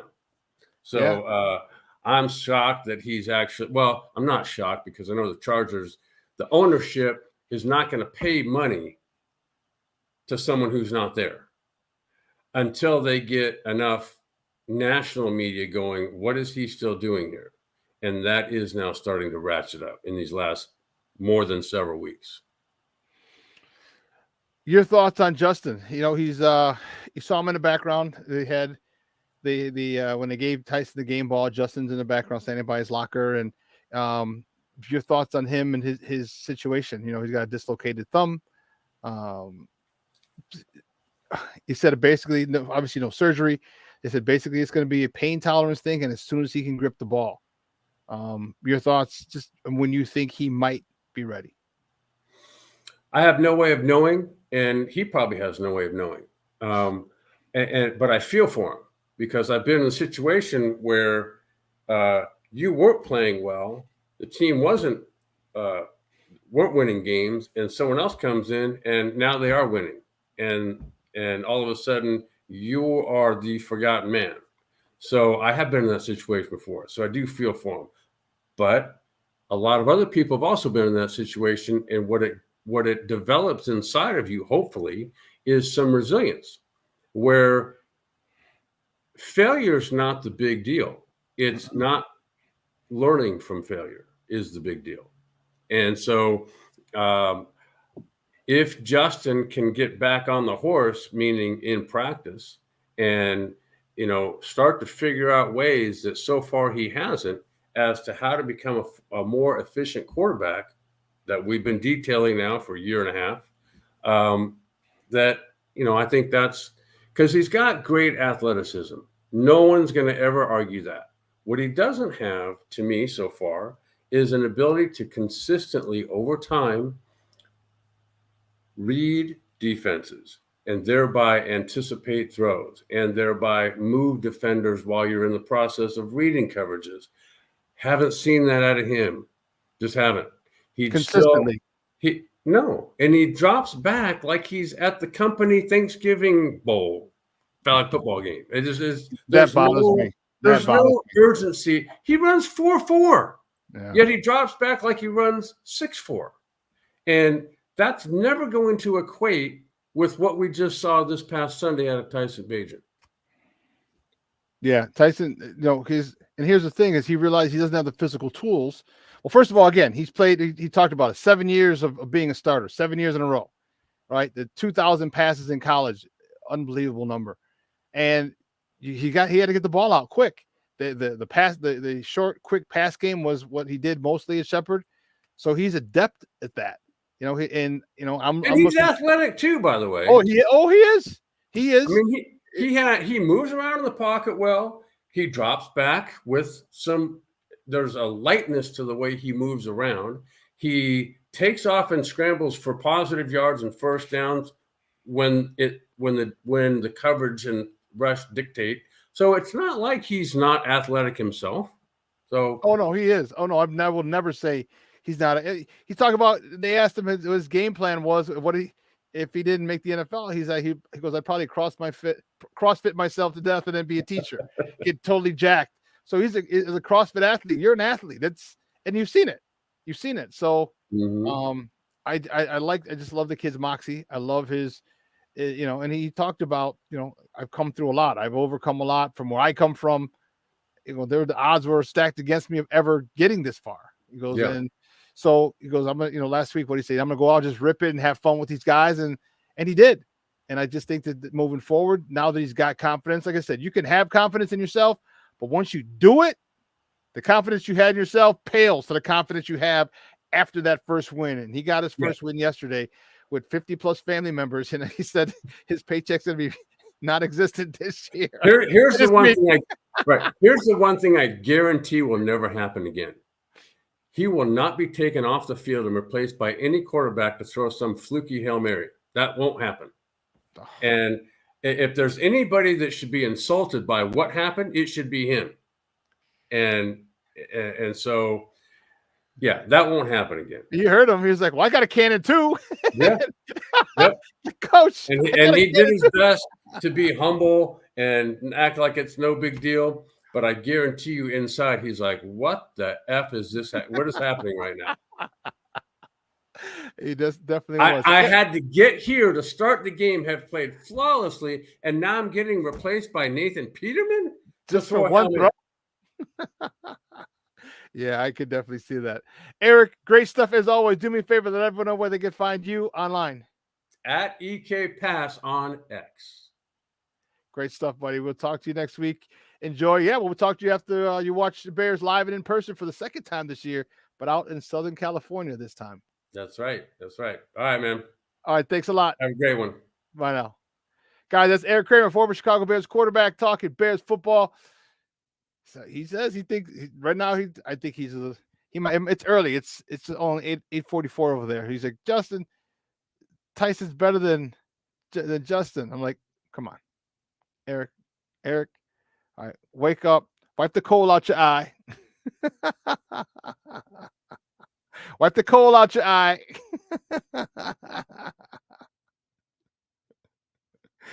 I know he played good yesterday. He didn't play great. He didn't play Hall of Fame worthy. He didn't break records. He did what was asked to do. Was asked for him to do. He did it in an above average manner. And I like it. I want to see him go downfield more now. All right. And maybe that's the plan. Maybe it's this week. Maybe it's get your first win. This is crazy. You go in progressions. Why not do that with Justin? Oh, crazy idea. Progressions. You run the ball 38 times. So next week, we run the ball 34 times. Give him a couple more passes, a couple more deeper passes, maybe digs, maybe posts, maybe corners, maybe a go route once. Okay. And maybe that was held off this week because they didn't want people to see his arm. That's the only thing I could think of. Because next week when you go for deeper passes, you're going to go, you're going to intermediate to deep passes. You don't want people to know his arm strength. Okay. Maybe that's gamesmanship. I don't know. But I'll tell you what. Yesterday's game was fun. Yesterday's game was needed. Yesterday's game gave the city of Chicago a big sigh of relief, allowed us to have a big sigh of relief. Here's my stance. I think they're happy with Justin. He's got to get better. Of course, he's got to play better. And you have Justin and Tyson Bagent as your 1-2 quarterback, I think you're in pretty good hands. One, Tyson Bagent is not costing anything. He's not costing anything. Let me see. What let me double check. We talked about it the other Friday or Saturday. No, Friday. Yeah. He's costing nothing. He signed 3 years, 2.7. Include a $25,000 signing bonus. $25,000. Do you realize people back in the 80s got a bigger signing bonus than this?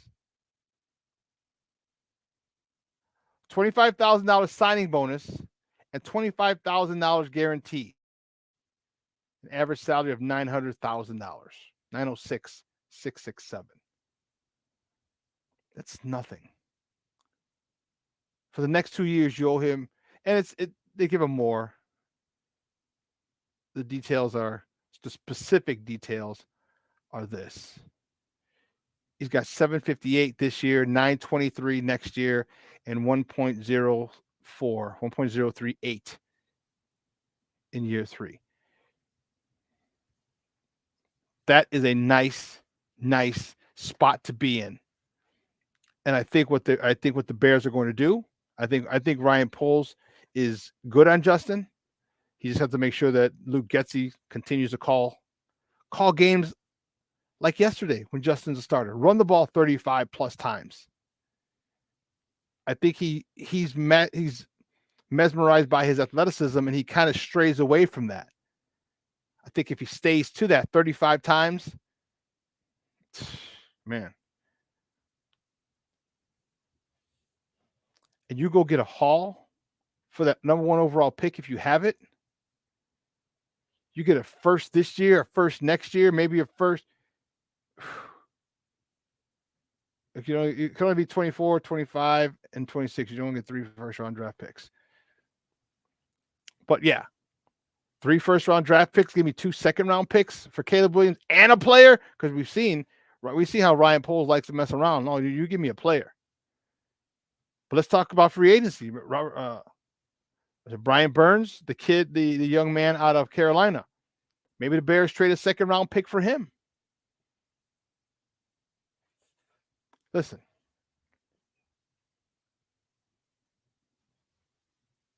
If I had to trade a second-round pick for Robert Burns, or Brian Burns, Robert Burns is a running back. Brian Burns, the defensive tackle for the Carolina Panthers, I'd do it in a heartbeat. You know why? Because the second-round pick that you have, you don't know what it's going to be. You don't know if you draft a D tackle if he's going to be a force. You don't know that. When you get that young man, you know you got a force. There's also talk over in Washington. When they signed Deron Young, remember? Or Deron Payne? Chase Young, Deron Payne. Remember, we were after Deron Payne, like that would be our perfect 3 tech. Perfect 3 tech for us. And then Washington signs into an extension. So now they have to deal with, okay, Chase Young or Montez Sweat. They could tag one, and the other one's probably going to have to go. So you're going to have a lot of money on that defensive line. Are they willing to trade? You could trade a second and third round pick for one of those guys. This is why you have all that draft capital, not just to use it on draft picks. You could use it as trade bait, as capital in a trade. Because, again, you don't know what these picks are going to be. But when you get proven players in the National Football League, you have an idea of what they're going to be. A much more accurate, there you go, idea of how they're going to be. Now, people say, well, what about Yannick Ngakoue? He has averaged 8 sacks. He's got, 1 or 2 sacks? He's got time. He's definitely got time.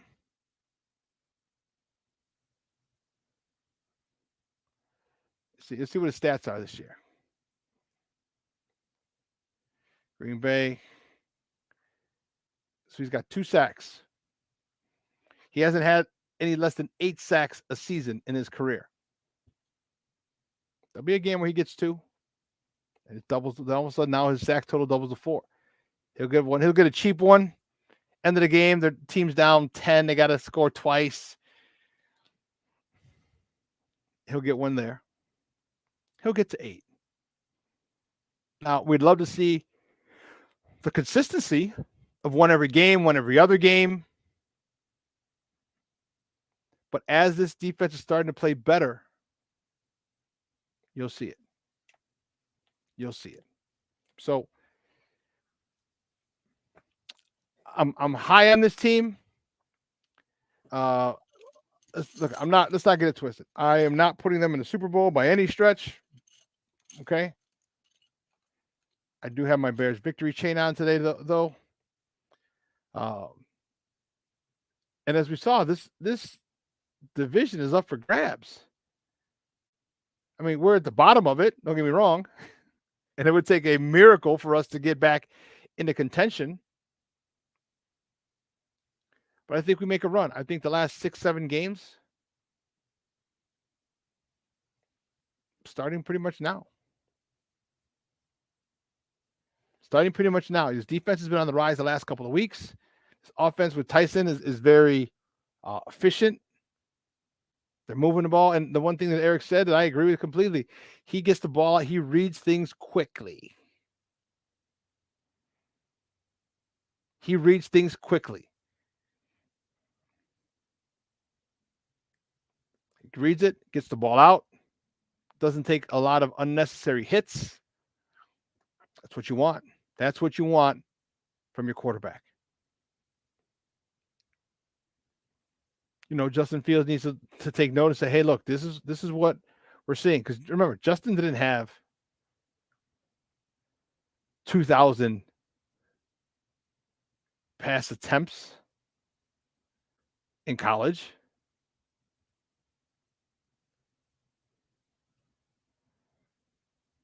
Let's see. Here we go. Let me put college stats. Let me see. Here you go. College stats. Justin Fields college stats. Because this is gonna be completely different. All right. So Justin Fields, as a freshman at Georgia, 39 attempts. All right. He didn't get much time. They had Eric Fromm. It says, okay, I'm out. All right. 2019, as a sophomore at Ohio State, he had 354 attempts. 2020, his junior year, 225 attempts.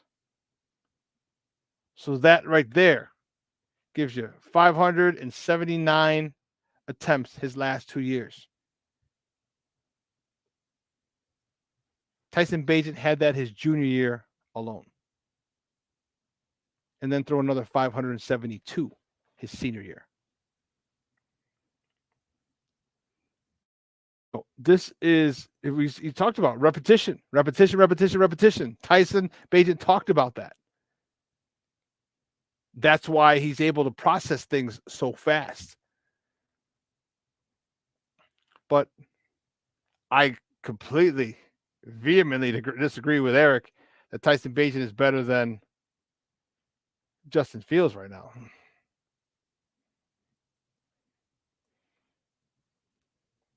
You give Justin Fields give him the ability to have his running backs carry the ball 38 times.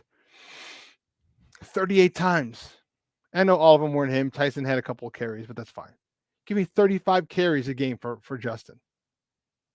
Well, 35 running back carries. You run the ball 35 times and let Justin do his work.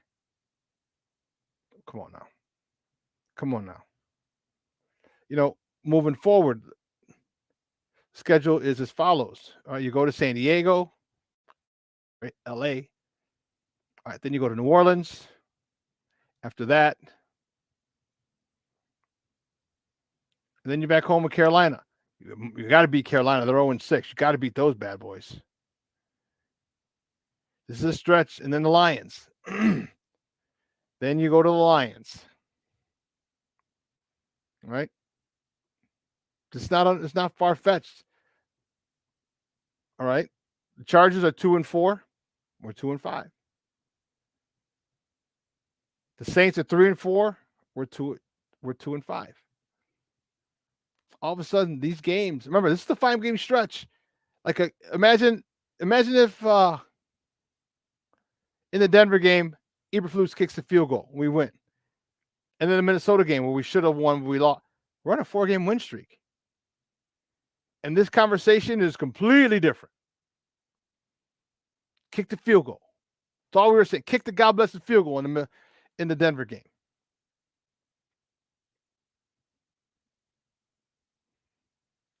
They're not that far off. And just being realistic. That loss was on Eberflus, the Denver game. Imagine if we had a 4-game win streak going into SoFi to face the Chargers. That's a whole different feel, whole different convo, whole different a lot of shit. So we're not that far off. Now the defense is playing better.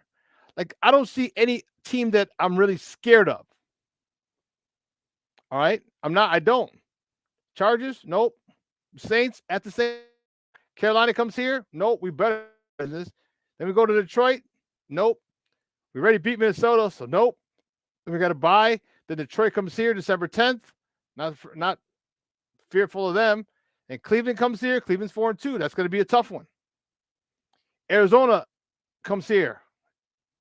Christmas Eve. They're 1-6 right now. I don't feel. Atlanta. They're 4-3.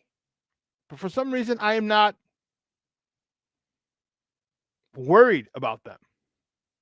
And then Green Bay. Green Bay's 2-4. We are 2-5. There's a lot of games to be had for us in the remainder of this season. 10 games left. Give me a 6. Don't tell me we go 7-3. 5-5 would be good. But we'll see. Hey, listen, man, 2 hours is come and gone. I want to thank everyone who joined in the chat today. Man, this thing was live today. Derek Carter is in here. Cornelius Squalls, my man Junior, Luis Mejia. Vernon was in here. Patty was in here. AC Adam. A newer guy in there. Appreciate it. Who else? There's another newer name that I saw in there. Oh, Arturo Arnold. Brandon Schutz. All you guys, I appreciate it. All right, make sure you tune in today, 12:15. Second City Sports with Lakina McGee and Sydney Brown. I'll take you on another sports talk journey for another 2 hours. Then tonight, 6 o'clock. What's up, cuz? Lance C. Irvin, the coach, along with his cousin, Jason Palmer. They're on it. What's up, cuz? Tonight, 6 o'clock. This show will re-air at 4 o'clock today, leading right up to What's Up, Cuz at 6. Make sure you check that out. All right. Thank you from everyone here at Sports Zone Chicago. Elliot Baez, our executive producer, Clarence Counsell, our social media guy, and my co-host, Adam Sanchez, Maya Kai. Guys, I'm your boy, the SuperBack, Sean Sierra. I appreciate you. I appreciate the love. Okay. Guys, have a great, great day. Make it a great, great week. It's Monday. Turn beast mode on. Turn beast mode on. All right. I'm out of here, boy, guys. Have a phenomenal day. I'll see you on Wednesday. Deuces.